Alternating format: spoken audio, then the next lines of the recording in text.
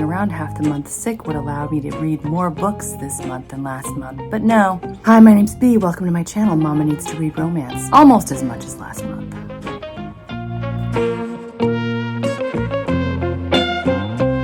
Well, I read 12 books in the month of August. Not quite as many as July, which was 14. The video you saw previously was mostly a dramatic reenactment because if I'm being really honest, I was also reading while lying there and being a human balance beam or a human trampoline or a human jungle gym to my 3 children who found it very inconvenient that I was not feeling well. But I did get a chance to read, so that was good. Out of the books I read, I rated 3 of them as 5 stars, 3 of them as 4 stars, 3 of them as 3 stars, 2 of them as 2 stars, and 1 of them as 1 star. One thing I like to do is start at the bottom and work my way up, but I really didn't want to start this video by complaining. So what I'm going to do is I'm going to flip it the other way around. I'm going to start with the ones I love the most. And if you feel like hanging around to listen to me complain about my 2 and 1 star books at the end, feel free. Otherwise, just jump off whenever you want, because I got some complaining to do at the end, let me tell you. Oh my. My favorite book of the entire month, my number 1, 5 stars, was Part of Your World by Abby Jimenez. This came out of nowhere. I bought it at Target the other day and it was on my shelf and I thought, you know, I really kind of want to read this. And I was lying around sick. I read it in 2 days. That's how good it was.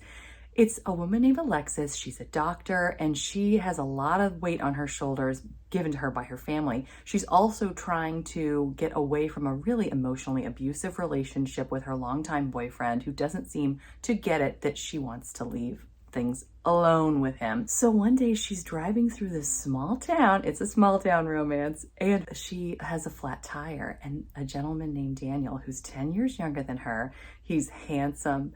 He's cozy. He's like a cozy sweater. He saves the day. He fixes her tire and then she bumps into him at the VFW. And what seems to be initially like a one-night stand, he invites her over to see his goat and have a grilled cheese. And it's like the best grilled cheese he's ever eaten. Well, they both kind of knew later on. They said it didn't feel like a one-night stand. Their connection is undeniable from the beginning. And she wants to deny it because he does not fit into her world at all. He is living in a garage beside a bed and breakfast. And he's like a carpenter, but he's also the mayor of the town. And as important as her life is with regards to the hospital where she and her family have basically always resided, he is like the cornerstone of his small town. So they both have reasons they need to stay in their own worlds. But Daniel is just the most wonderful hero. He would move heaven and earth to make her happy and to be with her. It is a rom-com. I was laughing, but trigger warning, there is some domestic abuse. There's emotional and psychological abuse, but I think that's dealt with very well. And I was just so impressed. There's even like a magical element. The town is sort of magical and it gets what it wants. And you'll see what I mean if you read the book. I hope that you do. I was so impressed. It's not overly graphic either in their lovemaking, but I was really impressed with how she uses just a few words to convey a lot of meaning. Like she would talk about the freckles on his shoulders or the way their fingers intertwined. And I thought, I was just sort of fascinated with the way that she went about writing love scenes because sometimes it was in reflection, but it was always very intimate, the details that she left. And it was just, I was really impressed by Abby Jimenez to the point where actually I went to my library and is this on my TBR at all? No. But I keep feeling like I'm just going to end up grabbing it. These are her other 3 books in her previous series because I'm totally excited about this author now. I really liked her a lot. And she has the next book in the series for Part of Your World is coming out in April. So I'm really excited to read that too. But I don't have the physical copy of that book because I lent it to one of my dearest friends who actually, she even bought me this shirt. I have to do a little quick shout out. I have no shelf control. So great. So anyway, I just had to share. But yes, that was my number 1 book, Part of Your World. I can't believe I'm going to say this, but my number 2 book is another contemporary romance that I bought at Target randomly this summer. It had a really high review, just like Part of Your World on Goodreads, so I thought I might give it a whirl. Book lovers. I have never read Emily Henry before in my life, and initially I was like, well, it's really funny. But I wasn't as sure. And I had just come off of reading the Abby Jimenez book and I thought, well, maybe it's too similar. And I didn't really like the hero initially, but this author does such a gorgeous job of taking a guy who you think is just this cold fish, and you really get to understand him and why he behaves the way that he does and how he really gets Nora. So Nora is the main character. She and Charlie, who is the hero in this story, they're both in publishing. One is an agent, one is an editor, and they end up working together. They both, again, small town. They wind up in a small town, and one summer, she's there with her sister Libby, who's about to have baby number 3 and needs one last hurrah. But it's a really deep book, a really deep book. The scars that they both carry from childhood, things that happen to them because of their parents, they work through them together. And Nora and Charlie are usually so buttoned up and put together, but when they're with one another, they get one another so well. It's so beautifully written. You absolutely buy that Charlie is the best guy, and he's the best guy for her. I couldn't put it down. I didn't know what was going to happen because, well, I don't want to give too much away in case you want to read it, but there's so many reasons for them to not work out and to not end happily, although they do, to the point where I was literally crying. I was in bed and my pillowcase got all wet because I was crying so much. I can't remember the last time I cried that much at the end of a book, like happy tears. It was so good. I can't even tell you. I will say, trigger warning though, a lot of this book is dealing with the death of Libby and Nora's mom. She passed away 10 years before, but they were very young. They were like early 20s and late teens. And even though it's been 10 years, they have not gotten over it at all. And there's a lot of healing that needs to be done, and some that is done in the book. But yeah, for anyone that has lost a loved one, this could be a really hard read. So do keep that in mind. But I loved this book. Number 3, I'm sure you're not shocked to find that it's a Lisa Kleypas book. It's from the Hathaway series, Married by Morning. We have Leo and Catherine. Leo, who is my favorite in the whole world, oh my gosh, of the Hathaways. So happy to see him have his happy ending with Catherine. Leo has struggled through a lot of the book, a lot of the whole series actually, because of the death of his first love. And he initially is quite the rake, but Catherine helps to restore him. And he's done a lot of work on himself too, but she is perfect for him. She has some skeletons in her closet that he helps her deal with as well. And they really get to have a mutual healing as they come together. And it's just a beautiful story with such a happy ending. And I loved reading it all over again. For my 4th place is a 4-star, and it is Hocus Pocus and the all-new sequel, but I only had time to read Hocus Pocus, which was the novelization of the movie. Now, I was a kid when that movie came out, and I've watched it pretty much every single Halloween since I was a kid and saw it the first time in the theaters. It is very much in my brain. I loved reading this book because it gave you more insight into what's going on in the witches' minds. They're talking about their life when they were undead for those 300 years. And what happened to them. We also find out about their relationship with their mother and a little bit about how they were raised. It's also really interesting learning more about the characters. Like, you get a better sense of Allison, who is the love interest of the main character in this story. You get to know why she's such an incredible person. They wrote things a little bit differently too. For the first couple chapters, they were interspersing events in 1693 and 1993, which is kind of interesting. Now, I didn't give it a perfect 5 stars because it doesn't translate as well, I don't think, without the incredible acting of Bette Midler, Kathy Najimy, and Sarah Jessica Parker. Those 3 ladies honestly, all the actors gave their characters a little something special, more so than you would just find on the page. I feel like the story in and of itself is probably about 4 stars. And if I were to rate this based on the audio, which I did listen to some of the time, I would honestly probably say 3 stars, because I feel like the narrator was almost trying to do a terrible job. I don't know if she's never seen the movie or she was just actively trying to make it sound nothing like the movie. But I just felt like, and this is my bias because I've seen the movie 5 million times, everything she said, every bit of dialogue, there was extra dialogue, but all the dialogue from the movie is in the book, which was a lot of fun, except that the narrator read all of it wrong, in my opinion. So I couldn't give it more than 4 stars. Coming in at number 5, I have another 4-star. It's another Hathaway's book, because I read a lot of those in August. And this is Poppy's love story with Harry. So this was the 3rd book in the Hathaway series, and Poppy we already know and love by the time we get to this book. Harry is a reclusive hotel owner who is in the money, and he falls hard for Poppy and then does maybe some underhanded things to get her into his life. He does turn things around because she changes him. She really reforms him and makes him worthy of her, because I don't think he was at the beginning. But they have a beautiful love story. There's some excitement in here as well. And it was a really satisfying book. Coming in at number 6 for me, another 4-star, Love in the Afternoon, also from the Hathaway series. Surprise, surprise. I know a lot of people who've read the Hathaways would probably mark this much higher, but I'm not a huge fan of our hero, Christopher. I found him to be a little bit too controlling of Beatrix, who, in my opinion, needs a little bit more freedom. She's the sweetest girl in the world, and he's a bit too curmudgeonly for me to completely give this a 5-star. However, he's dealing with a lot from his past. He does grow. He does change. He becomes a lot better. But the reason this book is especially good is because initially it's mistaken identity. They're passing love letters, what become love letters, back and forth as he's fighting at Waterloo. What's more romantic than that? She's pretending to write as someone else, though. And so when he's falling in love with her, he thinks that she is actually her best friend. So the first time I read this, I was on the edge of my seat the entire time, trying to find out when he was going to discover that Beatrix was the one that wrote the letters, that she's the one that he fell in love with. And it was really quite good. So yeah, this was a very good love story. If you've never read it, I do encourage it. People love it. People love it more than I loved it.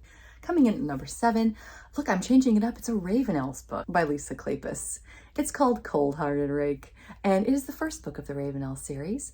I gave it 3.5 stars. In my vlog for this video, I did say 4 stars, but upon further reflection, I feel like it's more like 3.5, because I don't think I would recommend this to someone who's never read Lisa Kleypas before, because Devin and Kathleen fight so vehemently, even towards the end, where he's bossing her around and she's having words with him. And at one point they think she might be pregnant. He's like, I don't need this. And so it's not as romantic. Plus the 2 other characters, Reese and Helen, Reese sort of, to kiss her, he forces himself on her, and then he yells at her, and then she says she wants to break the engagement, and then Kathleen goes to Reese to tell Reese off, and then Reese is propositioning her, and he's extremely rude and talking about how he's going to have her. It was just a lot.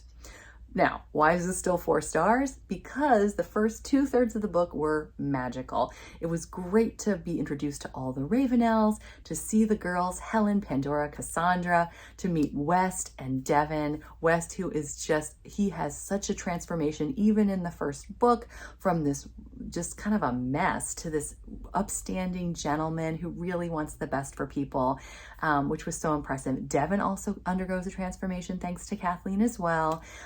So it's fun to see Eversby Priory in the beginning as things are starting to get kicked off. And I love how Devin is there for Kathleen as she is coming to terms with the very, very short marriage that she had with Devin's cousin. It's a good story. But yeah, the ending is a cliffhanger. So you do need to go into Marrying Winterbourne if you're going to read this one. And yeah, it's kind of a good, I heard Ava over Ava Reads Romance say that it was a good stepping stone into the series and that it's important, even though it's not the best book. Well said, Ava. I couldn't have said it better myself. So number 8 is Eidolon by Grace Draven. It's part of the Wraith King series, and I also gave this 3.5 stars.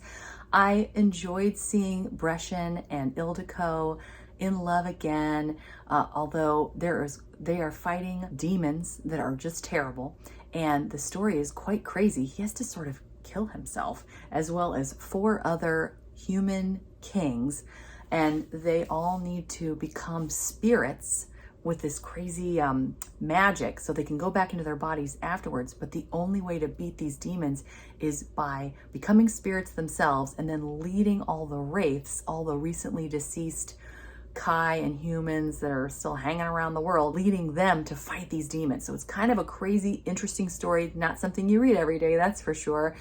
There's quite a bit of love making, although I didn't find much of that to be all that compelling. It was nice to see that they were still so close, but there's a lot of politics in this. Sometimes I sort of forgot to listen as they were talking about what they were going to do. I was like, are we going to do anything? We're just going to talk about doing things. Like, I get it. Okay, let's just do it. For me, it was not a 5-star like Radiance was, but it is good. Oh, number 9, One Hot Cowboy Wedding by Carolyn Brown. I read this for my Western Try a Chapter Challenge. This book was just crazy. It's like the 9th book or something in the series. So there's like 5 million characters and I couldn't follow all of them and I didn't really need to. You really didn't need to think too hard to enjoy this book.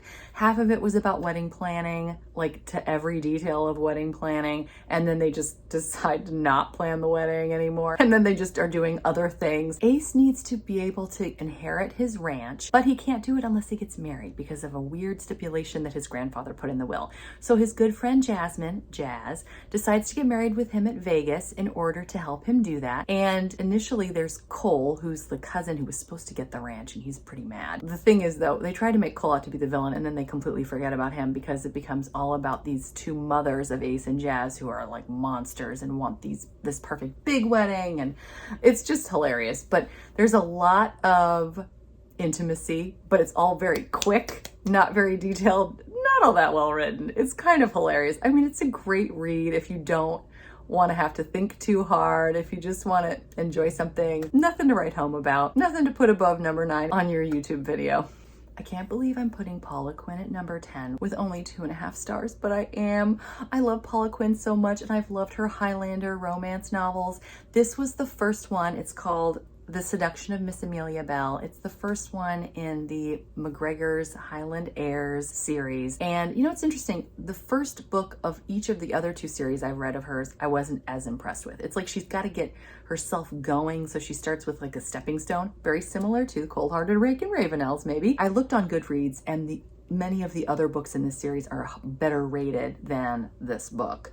So I'm hoping for more. But it's a bunch of like late teens, early 20s guys. They're Highlanders. They don't want Scotland to succumb to England. And so what they do is they decide to kidnap the niece of one of the guys who's supposed to sign the treaty that would make Scotland part of England. If you sign this treaty, we're going to kill her. If you want her back, you have to agree not to sign the treaty. It's kind of harebrained.